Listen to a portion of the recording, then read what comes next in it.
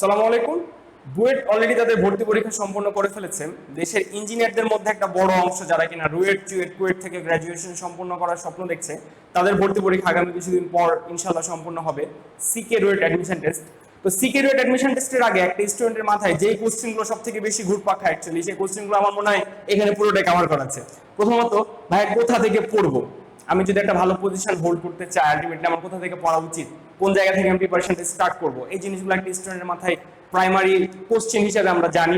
Second question হতে পারে যে ভাই এক্সাম হলে আমরা কিভাবে পরীক্ষাটা দিব, কিভাবে আমি কোন কোশ্চেন অ্যান্সার আগে করবো কোনটা পরে করবো, এক কথা যেটাকে আমি বলছি এক্সাম হল স্ট্র্যাটেজি।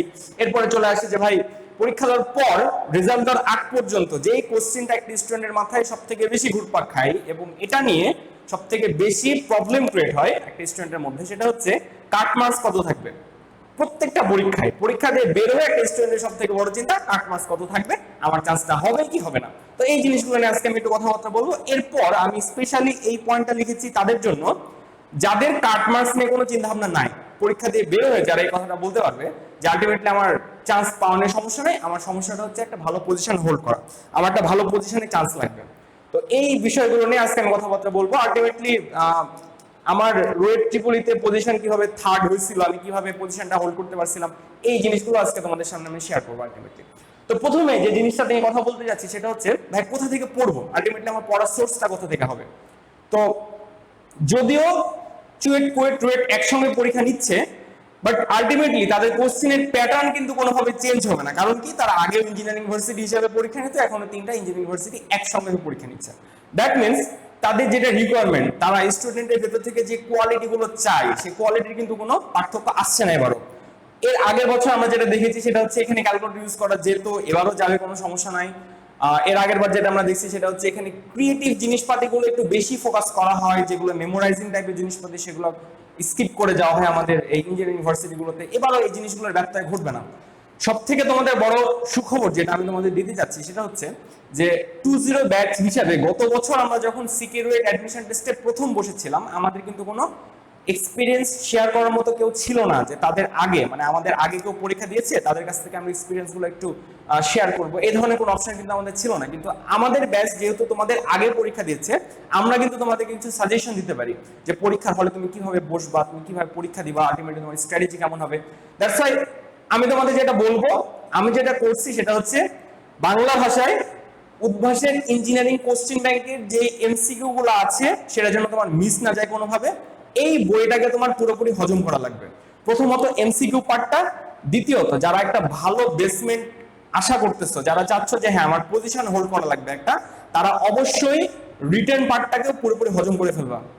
যে লাল কালারের বইটা উদ্ভাস দেয়, আমাদের বেলায় লাল কালারের বইটা ছিল, তো ওই বইটা ভাই তোমার কোনো জায়গা যেন হজম না হয়, এরকম না থাকে, কোনো জায়গা যেন তোমার ভাই পেটে গড়বড় না করতে পারে, পুরোটাই হজম হওয়া লাগবে, 100% সেটা ডাইজেস্ট হওয়া লাগবে। তা না হলে ভাই তোমার পরীক্ষার হলে তুমি বিপদে পড়বে আলটিমেটলি।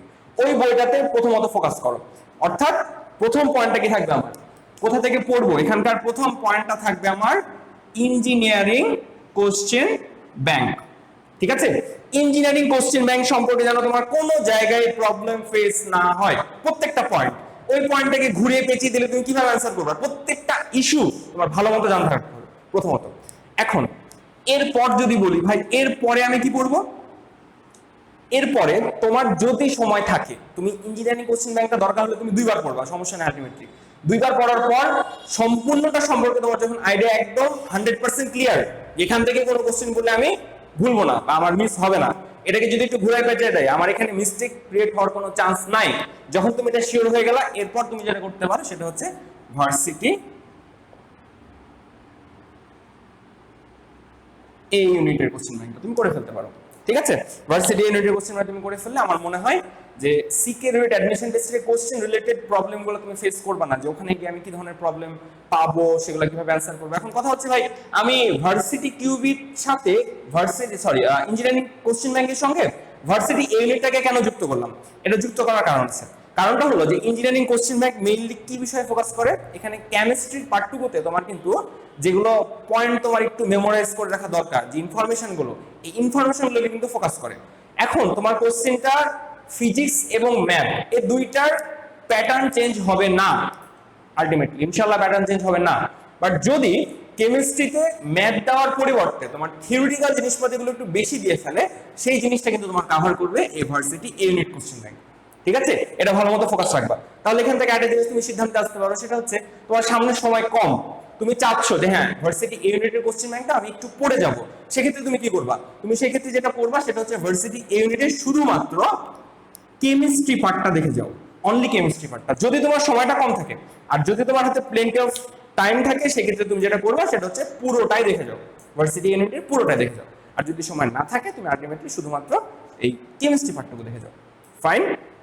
আচ্ছা, এরপরে এক্সাম স্ট্র্যাটেজি। এক্সাম স্ট্র্যাটেজিটা আমি এর আগে ওই বিষয়ে ভিডিও বানাইছি, এবারও বলছি আমি, এক্সাম স্ট্র্যাটেজিটা ভাই কারো বলে কয়ে হয় না। তুমি আমার কথা শুনলা তো, যে ভাই এভাবে পরীক্ষা দিচ্ছে, আলটিমেটলি তুমি ওভাবে পরীক্ষা দিলে যে চান্স পাবা, এটা কিন্তু কোনোভাবে বলা যায় না।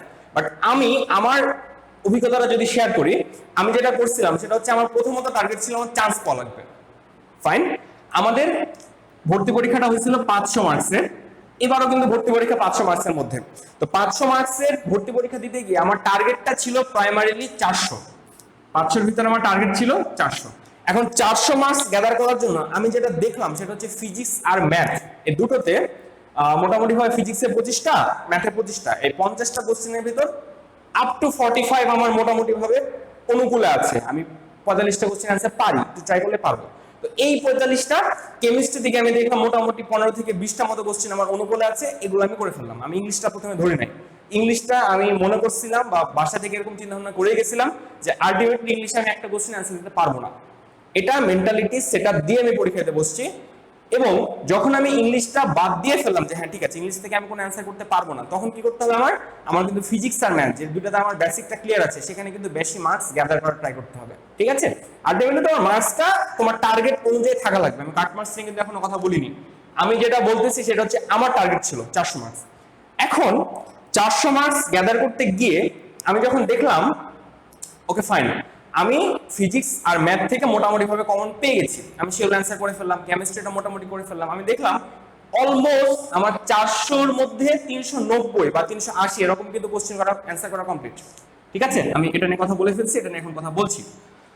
400-র মধ্যে 380 মোটামুটি অ্যান্সার করা কমপ্লিট। আমি ইংলিশে হাত দিলাম, ইংলিশে দেখলাম যে টোটালি 25টা কোশ্চেন আছে, 25টা কোশ্চেনের মধ্যে আলটিমেটলি আমার ধরে নাও 10 থেকে 15টা কমন মোটামুটি আমি পারি, জিনিসগুলো একেবারে নর্মাল থাকে, এগুলো খুব ঝামেলাদায়ক কিছু ওখানে দেওয়া থাকে না, আলটিমেটলি এগুলো আমি মোটামুটি পারি, ওগুলো যখন অ্যান্সার করে ফেললাম আলটিমেটলি আমার 400 মার্কস কিন্তু পূরণ হয়ে গেল। আমার হাতে তখনও কিন্তু প্রায় 45 থেকে 50 মিনিট সময় ছিল, তার কারণ আমি ঢাকা ভার্সিটির জন্য ক্যালকুলেশন স্কিল, তারপরে বুয়েটের প্রিলির জন্য যেইভাবে ক্যালকুলেটর প্র্যাকটিস করে গেছিলাম, আলটিমেটলি আমার কিন্তু মূল টাইমের অনেক আগেই পরীক্ষা শেষ হয়ে গেছে। 400 মার্কস আমার টার্গেট ছিল, সেটা কিন্তু আমার হয়ে গেছে।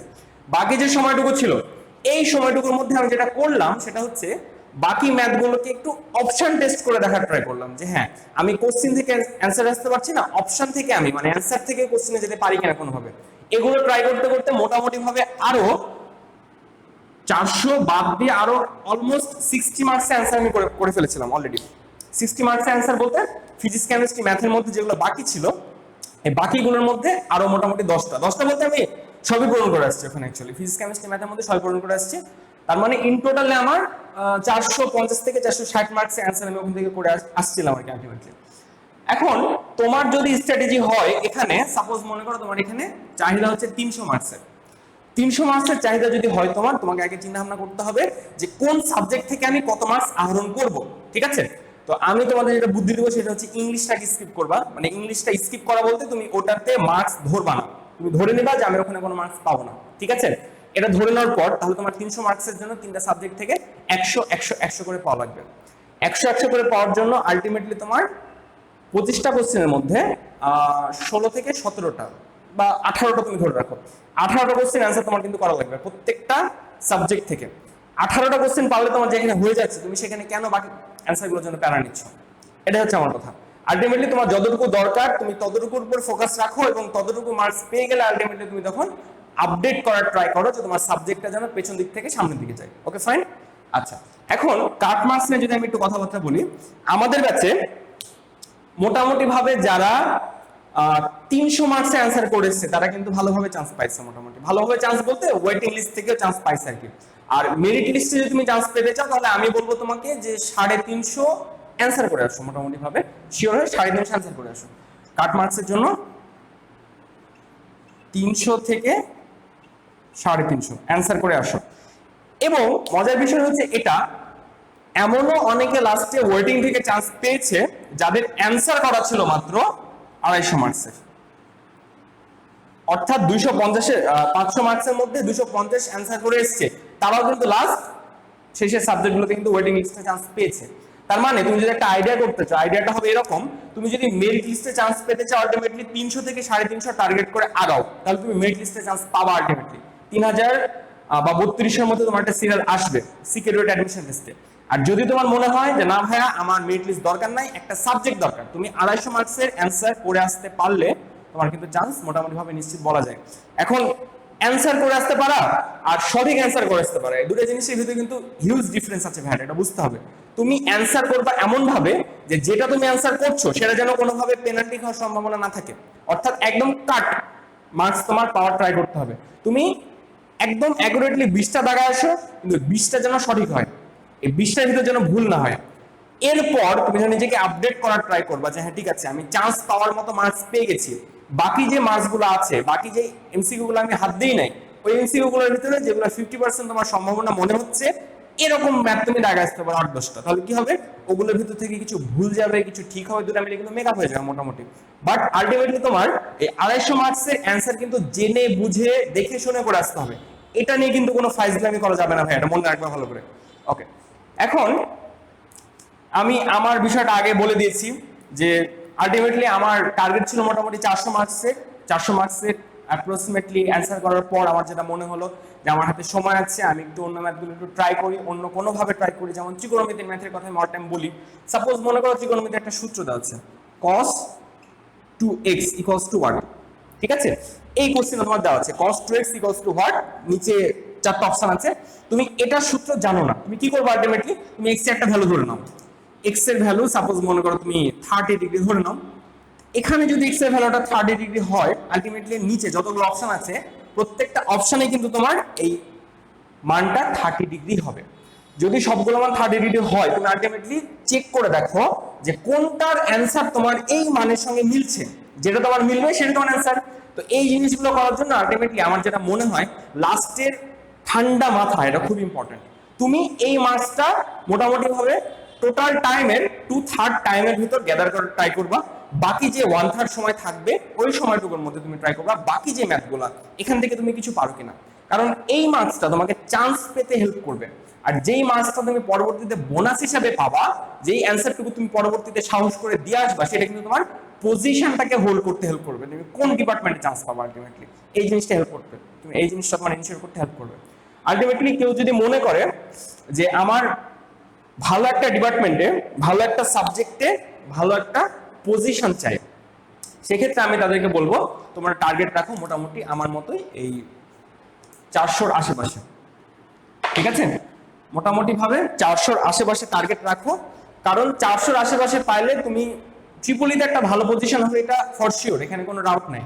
আর যদি তুমি এটা বলো যে ট্রিপলি এবং সিএসসি এই দুইটা ডিপার্টমেন্টে আমার চান্স পাওয়া লাগবে, ওকে, ট্রিপলি বা সিএসই তে তোমার শুধুমাত্র চান্স লাগবে, তোমার পজিশনটা ম্যাটার না, তুমি লাস্টের রোল হলেও কোনো প্রবলেম নাই তোমার। তোমার যদি এরকম একটা ইন্টেনশন থাকে তাহলে আমি তোমাকে বলবো মোটামুটি ভাবে 350 মার্কস তোমার জন্য এনাফ, 350 তোমার জন্য এনাফ, সিএসসি ট্রিপলি পড়ার জন্য 350 এনাফ। 350 মার্কস অ্যান্সার করতে পারলে তোমার পজিশন মোটামুটি ভাবে দেখা যাচ্ছে 1500 থেকে 1800-এর মধ্যে থাকবে, এবং এই পজিশনটা কিন্তু সত্যি কথা বলতে ট্রিপলি বা সিএসসি তে চান্স পাওয়ার জন্য অনেক ভালো একটা পজিশন আলটিমেটলি। তো রিস্ক যদি না নিতে চাও তাহলে আমি বলবো যে পজিশনটা 1000 থেকে 1200-এর মধ্যে রাখার ট্রাই করো, কারণ এবার যেহেতু বুয়েটের পরীক্ষা আগে হয়ে গেছে, অনেকে দেখা যাচ্ছে যে সিকিউরিটি পরীক্ষা তো দিতে যাবে না, যাদের পরীক্ষা বুয়েটে ভালো হয়ে গেছে, সেক্ষেত্রে হয়তোবা এই রেঞ্জটা একটু নেমে আসতে পারে।